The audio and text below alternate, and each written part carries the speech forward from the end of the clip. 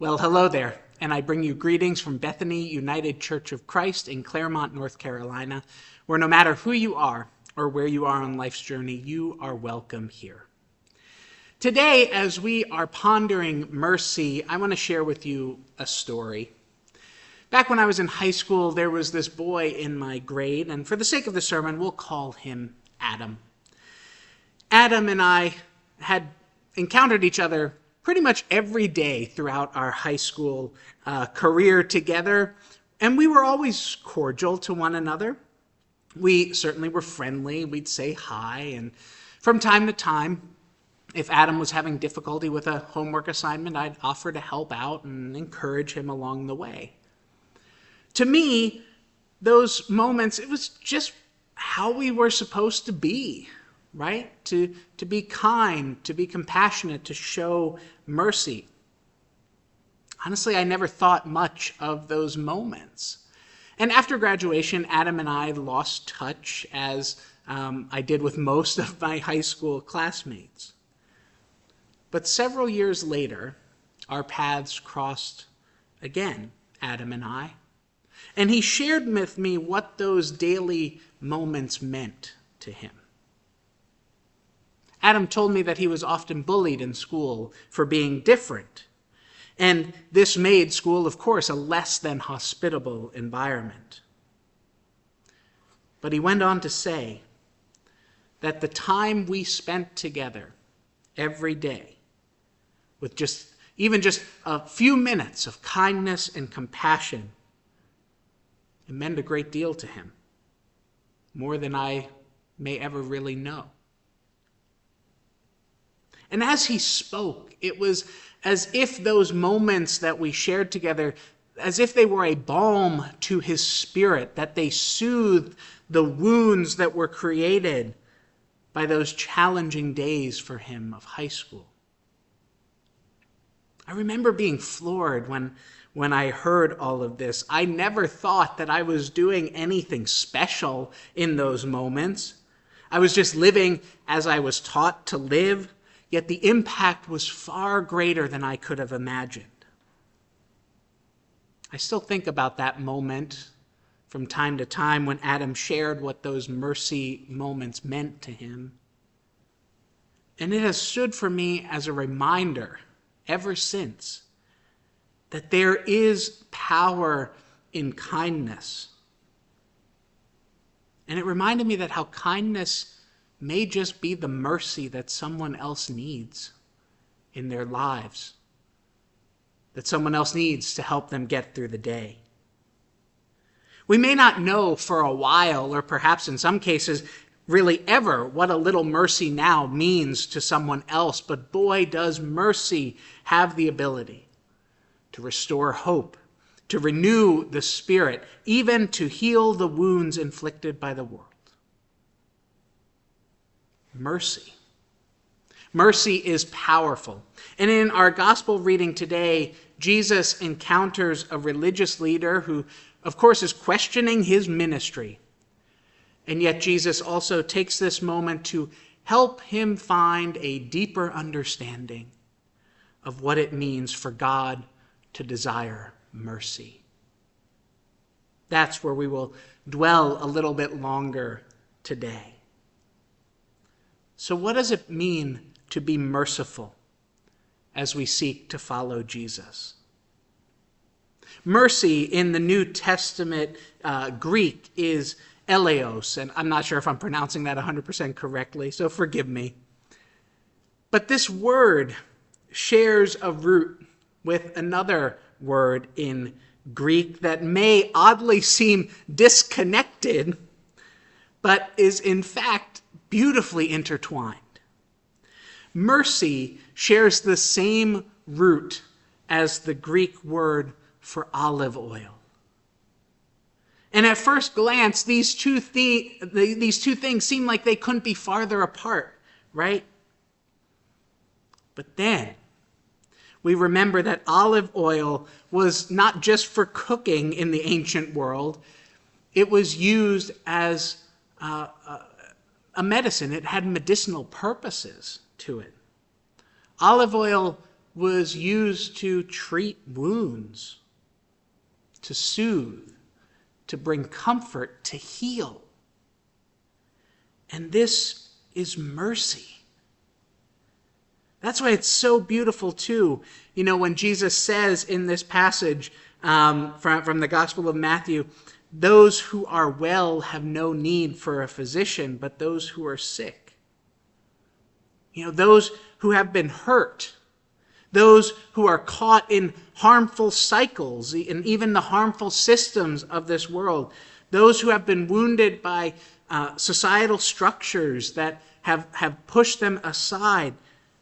Jesus is here to soothe their pain.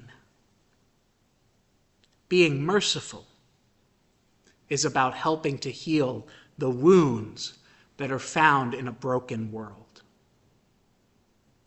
And in our reading from Matthew today, it is filled with such acts of mercy. We first have the calling of the disciple Matthew, who was a tax collector.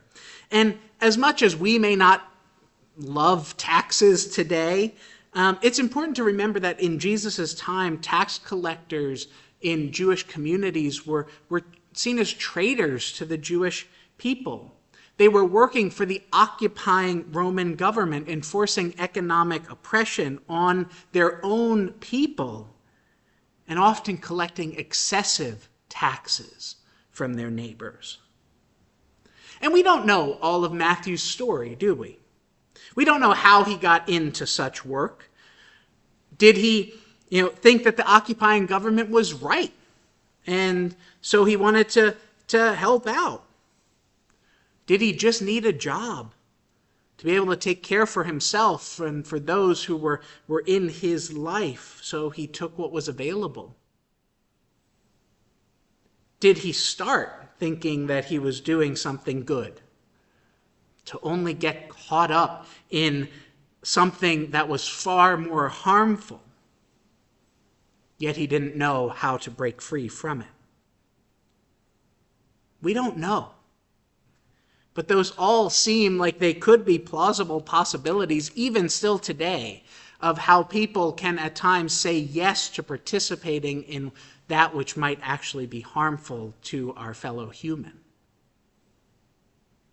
So we don't know why he is there. But what we do know is that he is part of an oppressive system. And Jesus helps him break free from it. In that is healing. And the religious leaders don't seem to think that this tax collector deserves such compassion and mercy. But Jesus says he does. And in that, Jesus calls us still today to not engage in harmful systems, but to seek ways that are healing, to help people find their way out of harmful systems. And this will look different, at varying points in our lives. When I was in high school, it meant not being pulled into the cycles of bullying that existed. And that is important for us to remember as adults too, because bullying exists among adults as well. But in the grand scheme, it means to be mindful of what we do, even on a daily basis, and to explore with a critical eye of whether harm is caused by our actions, even if we are indirectly accepting harm being inflicted on another when we may not see it. Mercy calls us to heal such structures of harm and to help people break free from those structures too. And then we jump into another moment with Jesus where physical healing seems to be the central focus, yet as he encounters two individuals who are at the opposite ends of the social spectrum, right? We have a prominent leader and a woman who is cast aside and considered impure because of her bleeding. He is having mercy on far more than their physical concerns. In this moment, the leader comes to Jesus asking for this mercy. And the woman doesn't, right? She doesn't come to Jesus and ask. Perhaps it is because of a sense of shame that she has internalized by the societal treatment that she has experienced. Perhaps it's because she believes she is not worthy of such mercy. Again, because of those social constructs. Either way, when she touches Jesus' garments and she is physically healed, Jesus turns to her, looks at her, acknowledges her, and in doing so says, "You don't have to be ashamed. You are worthy." In that is mercy, in that is healing, in that is soothing the hurts of the world. And not only that, by responding to both the leader and this woman with equal mercy and compassion, Jesus is saying all are in fact worthy. Jesus is breaking down the social constructs as he proclaims a reality where mercy, it's not a finite thing, it is infinite. In high school, some might have said that Adam and I, shouldn't have been friendly because we were different, because we walked in different circles in our lives. But mercy should see no social groupings or created divisions. That is what Jesus shows us here. And in all of this, Jesus is proclaiming a mercy unbounded. He is reminding us that mercy is not a scarce commodity reserved for an elite few, but mercy is a deep well where all can experience the healing powers of compassion. Beloved people of God, may we live with such mercy at the heart of all that we do. May our work as Christ's church today draw in rather than push aside. May our lives challenge the structures that harm. And may we resist that which is made up to divide.